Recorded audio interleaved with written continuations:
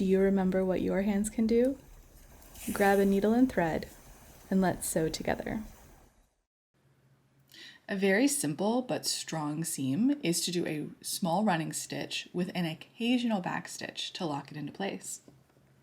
To begin, you're going to work right to left if you're right-handed and left to right if you're left-handed. Draw a line on your fabric so that you've got a nice line to go off of and it's easy to follow. To start, just dip the needle into the fabric like you were doing a basting stitch, but instead of doing a larger stitch, I would dip into the fabric and then come back out again about a 1/16 or about a millimeter away from where you put that needle in. So it's going to be a very tiny little bite, and then push that through. And we're going to then dip the needle down to the fabric and kind of rock it back up, dip it down, and rock it back up about 3 or 4 times. You can do it all in one, or you can do it in separate motions. And I'm going to do that a couple more times.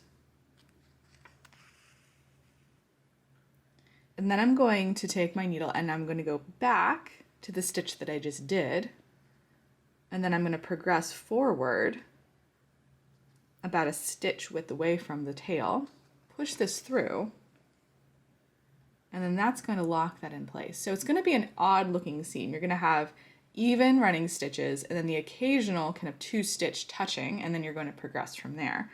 Again, this is something that's, you want to do still small stitches. So you're looking at 8 to 10 stitches to the inch.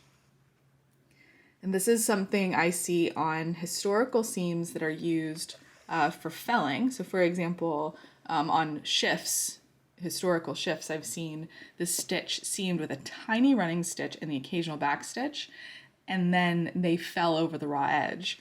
I've also seen this, a larger version of the stitch done on silk clothing. So for example, the long seams on a silk gown would be done with a running stitch with the occasional back stitch at, say, like 5 to 6 stitches to the inch, or 5 to 6 stitches per 2.5 centimeters. So the size of this is going to be dictated by the type of fabric that you're working on and the project that you're working on. But if you can only do a running stitch and kind of manage that little back stitch, this is a perfect beginner seam for you.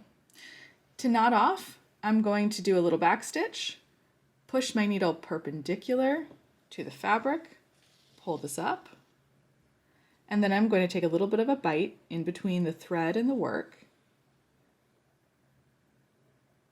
I'm going to put the thread through that loop twice.